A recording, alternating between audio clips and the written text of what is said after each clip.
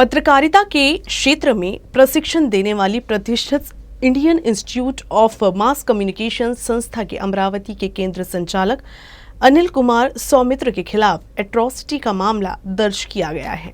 भारतीय जनसंचार संस्थान यानी IIMC अमरावती के निदेशक अनिल कुमार सौमित्र एक बार फिर विवादों में घिर गए हैं। विनय सोनुले ने फ्रेजरपुरा पुलिस स्टेशन में शिकायत दर्ज कराई थी कि अनिल सौमित्र पिछले 1 साल से अमरावती में IIMC में कार्यरत एक पिछड़े वर्ग के प्रोफेसर को मानसिक रूप से परेशान करते हैं, छात्रों के सामने गाली गलौज करते हैं और कॉलेज के कार्यक्रमों में अपमानास्पद बर्ताव करते हैं।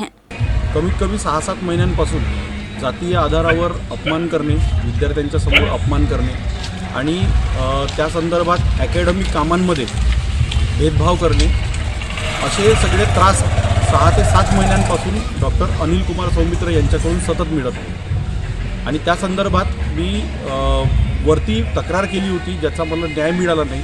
2 ते 2.5 महिने मी थांबलो होतो आतापर्यंत, परंतु माझ्याजवळचे सगळे मार्ग संपल्याच्या नंतर आता मी पोलीस प्रशासनाकडे या सगळ्या गोष्टींची तक्रार केलेली आहे। आखिरकार सभी IIMC कर्मचारियों और अनिल सौमित्र के बयान लेने के बाद फ्रेजरपुरा पुलिस ने अनिल कुमार सौमित्र के खिलाफ अनुसूचित जाति और अनुसूचित जनजाति अत्याचार निवारण अधिनियम एट्रोसिटी के तहत मामला दर्ज किया है। इससे पहले अनिल सौमित्र ने राष्ट्रपिता महात्मा गांधी को फादर ऑफ पाकिस्तान कहा था, जिससे वो विवादों से घिर गए थे।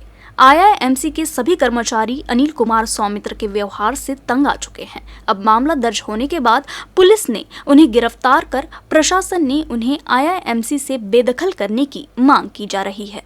अमरावती जिले के मेलघाट व्याघ्र प्रकल्प का आज 48वां स्थापना दिवस है। व्याघ्र प्रकल्प की शुरुआत होने के बाद से ही ये बाघों के प्रजनन और निवास के लिए उपयुक्त स्थल बनता गया। मेलघाट व्याघ्र प्रकल्प में 72 बाघ समेत बड़ी संख्या में अन्य वन्य प्राणी निवास करते हैं। देश में पहली 9 बाघ परियोजनाओं में से एक मेलघाट व्याघ्र प्रकल्प है। ये सबसे बड़ा और राज्य का पहला व्याघ्र प्रकल्प है। मेलघाट व्याघ्र प्रकल्प में 47 साल पूरे कर लिए हैं और ये अपना 48वां स्थापना दिवस मना रहा है।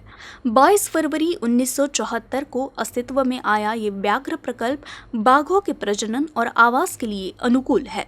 मेलघाट बाघ सहित अन्य वन्यजीवों के लिए सबसे अच्छे प्राकृतिक आवासों में से एक बन गया है। इसमें 361.28 वर्ग किलोमीटर का राष्ट्रीय उद्यान शामिल है। जानकारों के अनुसार एक बाघ लगभग 25 वर्ग किलोमीटर के दायरे में रहता है।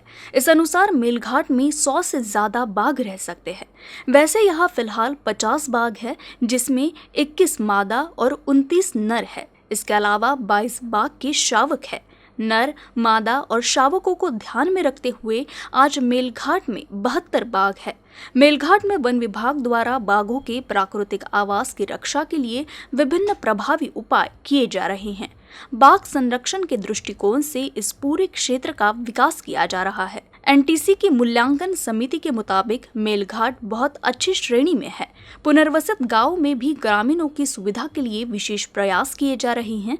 साथ ही व्याघ्र प्रकल्प में हिरन, सांभर और अन्य वन्यजीवों की संख्या में भी वृद्धि हुई है। एसटी कर्मचारियों की हड़ताल के चलते एसटी निगम कर्मचारियों के खिलाफ सख्त कार्रवाई कर रहा है। अब तक जिले के 396 कर्मचारियों की सेवा समाप्त की जा चुकी है। इसी बीच विभागीय नियंत्रकों ने 200 और कर्मचारियों को नोटिस जारी किया था। उन 200 कर्मचारियों में से 20 कर्मचारियों को बर्खास्त कर दिया गया है, जिसके बाद अब जिले में बर्खास्त कर्मचारियों की संख्या 416 तक पहुंच गई है। संभागीय नियंत्रक श्रीकांत गभने ने बताया कि शेष कर्मचारियों के खिलाफ जल्द कार्रवाई की जाएगी। जिले के 8 डिपो में 2404 कर्मचारी काम कर रहे हैं और सभी एसटी कर्मचारियों ने विलीनीकरण के लिए आक्रामक रुख अख्तियार करने से आज भी सैकड़ों कर्मचारी सरकारी आदेश का उल्लंघन कर अपना आंदोलन जारी रखे हुए हैं। इसलिए निगम कर्मचारियों के खिलाफ सख्त कार्रवाई कर रहा है। इससे पहले 405 कर्मचारियों को निलंबित किया गया था, लेकिन हड़ताल जारी रखने से उन्हें बर्खास्त किया। जिले में अब तक 406 एसटी कर्मचारियों को बर्खास्त किया जा चुका है। कुछ कर्मचारियों के काम पर लौट आने से जिले के विभिन्न मार्गों पर कुछ बस सेवाएं शुरू की गई है। इससे यात्रियों को कुछ राहत मिली है।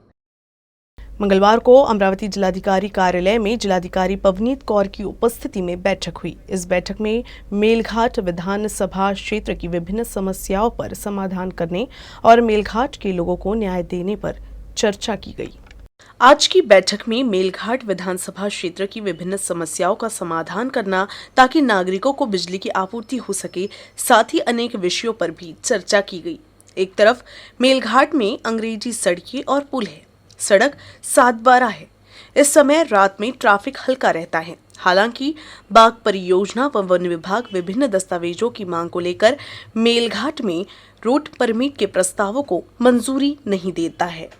वहीं दूसरी ओर राजकुमार पटेल ने सवाल उठाया कि लोक निर्माण विभाग गैर मौजूद मकानों के मूल्यांकन की मांग कैसे कर रहा है।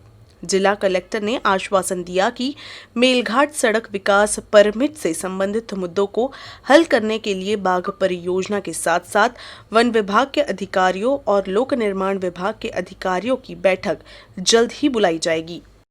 अकोला की नई बस्ती क्षेत्र में महाड़ा कॉलोनी के पास जिनी के खुले स्थान में मंगलवार को भीषण आग लग गई। आग से कोई हताहत नहीं हुआ, लेकिन इलाके में भगदड़ मच गई। ग्रीष्मकाल आ रहा है। गर्मियों की शुरुआत में बडनेरा नवबस्ती क्षेत्र में महाड़ा कॉलोनी के पास जिनिंग प्रेसिंग की जगह खाली रहती है। ये जगह झाड़ियों से घिरी हुई थी। वे अब पूरी तरह से सूख चुके हैं।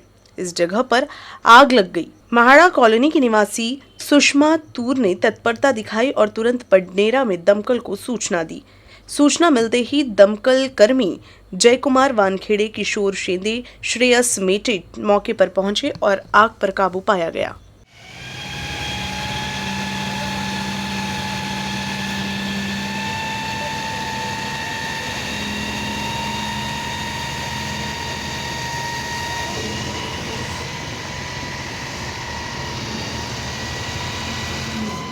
नागपुर के सोमवारी पेठ परिसर में कांग्रेस पार्टी के कार्यक्रम के दौरान स्टेज पर प्रदेश अध्यक्ष नाना पटोले के स्वागत के लिए उमड़ी भीड़ की वजह से स्टेज गिरते गिरते बचा। सुरक्षा को देखते हुए नाना पटोले स्टेज से नीचे उतरे और उसके बाद सभी का स्वागत स्वीकार किए।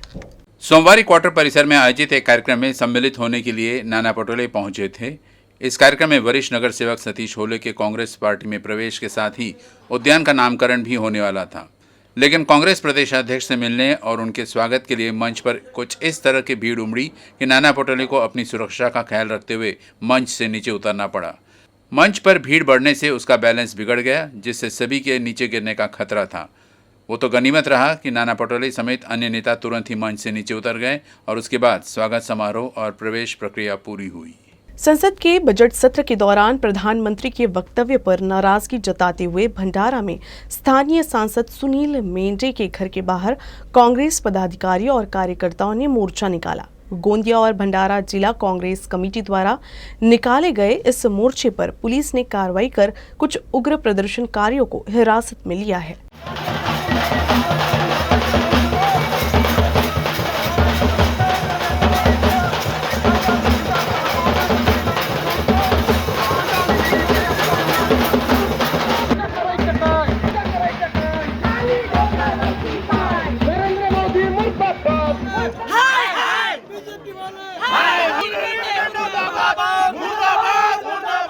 पंतप्रधानासारखा माणूस संसदेसारख्या ठिकाणी जेव्हा बोलतो तेव्हा त्यांनी अर्थसंकल्पावर बोलायला पाहिजे, राष्ट्रपतीच्या अभिभाषणावर बोलायला पाहिजे।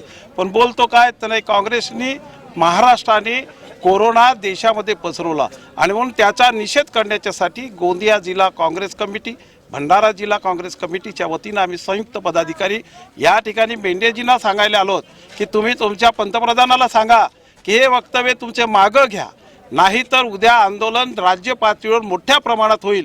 या भंडारा गोंदियाचे खासदार भाजपचे नेते सुनील मेंढे यांच्या घरावरती काँग्रेस कमिटीच्या वतीने हा मोर्चा आणण्यात आलेला आहे। या माध्यमातून त्यांचे कान उघडण्यासाठी त्यांना हा मोर्चा आणलेला आहे की महाराष्ट्रातल्या जनतेचा बदनाम करणाऱ्या लोकांचा निषेध करतो आणि आपण सुद्धा त्यामध्ये आपल्या पंतप्रधानांनी सांगावं या समज देण्याकरता ठिकाणी आम्ही या ठिकाणी चंद्रपुर जिले के ऊर्जानगर में पिछले सप्ताह बाघ और तेंदुए के हमले में 2 लोगों की जान चली गई थी, जिसके बाद अब हिंसक वन्य प्राणियों को तत्काल पकड़ने और उनसे बचाव के लिए कदम उठाने की मांग तेज हो गई है। मंगलवार को नागरिकों ने महाऔष्णिक बिजली निर्मिती केंद्र पर मोर्चा निकालकर आंदोलन किया।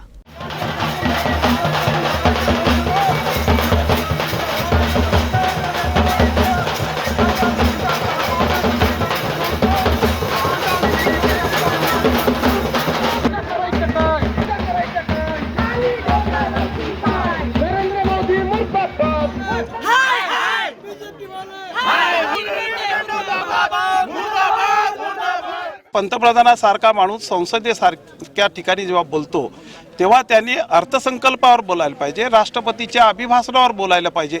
पण बोलतो काय तर नाही, काँग्रेसनी महाराष्ट्राने कोरोना देशामध्ये पसरवला आणि म्हणून त्याचा निषेध करण्याच्यासाठी गोंदिया जिल्हा काँग्रेस कमिटी, भंडारा जिल्हा काँग्रेस कमिटीच्या वतीनं आम्ही संयुक्त पदाधिकारी या ठिकाणी मेंढेजींना सांगायला आलोत की तुम्ही तुमच्या पंतप्रधानाला सांगा की हे वक्तव्य तुमचे मागं घ्या, नाहीतर उद्या आंदोलन राज्य पातळीवर मोठ्या प्रमाणात होईल. या भंडारा गोंदियाचे खासदार भाजपचे नेते सुनील मेंढे यांच्या घरावरती काँग्रेस कमिटीच्या वतीनं हा मोर्चा आणण्यात आलेला आहे. या माध्यमातून त्यांचे कान उघडण्यासाठी त्यांना हा मोर्चा आणलेला आहे की महाराष्ट्रातल्या जनतेचा बदनाम करणाऱ्या लोकांचा निषेध करतो आणि आपण सुद्धा त्यामध्ये आपल्या पंतप्रधानांनी सांगावं या समज देण्याकरता ठिकाणी आम्ही या ठिकाणी नागपुर जिले के पालक मंत्री पर मकोका के एक आरोपी को शरण देने का आरोप लगा है, लेकिन कांग्रेस के प्रदेशाध्यक्ष नाना पटोले ने कहा कि उन्हें इस बारे में कोई जानकारी नहीं है। नाना पटोले ने विवाद से दूर रहना सही समझा।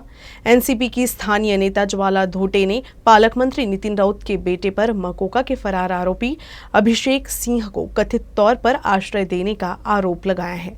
ज्वाला धोटे ने इस संबंध में कुछ तस्वीरें भी जारी की हैं, जिस पर नाना पटोले ने कहा कि फोटो सही है या नहीं, इस पर भरोसा नहीं किया जा सकता। या पद्धतीनं जे आरोप लावले गेलेले आहेत त्याच्यात वस्तुस्थिती काय, आजकाल खूप साऱ्या गोष्टी फोटो फ्रेमिंग आणि या सगळ्या गोष्टीचं केलं जाते. वस्तुस्थिती नेमकी काय हे सगळं तपासूनच त्याच्यावरची प्रतिक्रिया देता येईल. आरोप लावले जातात, आरोप लावणारे तर बघितलंच असेल की मुख्यमंत्र्याचे कोकणामध्ये 19 बंगले होते आणि जेव्हा पाहायला गेलेत तर 19 बंगले गायब झालेत. अशा पद्धतीने आता बंगलेही गायब होतात. आता आरोप कोणी काही लावू शकतं. आता जे काही आमचे नागपूरचे पालकमंत्री त्यांच्या मुलावर जे काही आरोप लावले गेले ते अजून त्याच्याबद्दल डिटेल्स आमच्याकडे नाही आणि त्याच्यावरची प्रतिक्रिया देण्याचं काही कारण. नागपुर में पहली बार ट्रांसजेंडर ब्यूटी पेजेंट का आयोजन किया गया था, जिसका मुख्य उद्देश्य जेंडर इक्वालिटी था। नागपुर के बेसा में ट्रांस एलिगेंस ऑफ इंडिया 2022 किया गया। यह इवेंट का मोटिव जेंडर इक्वालिटी था, जिसमें सारथी ट्रस्ट ने भी अपना योगदान दिया। इस फैशन शो का खिताब शनाया पाखले ने अपने नाम किया, वहीं रनर अप रही मोहिनी और सनी। न्यूज रूम से बस इतना ही। खबरों का सिलसिला यूं ही चलता रहेगा। अब देखते रहिएगा यूसीएन न्यूज अमरावती।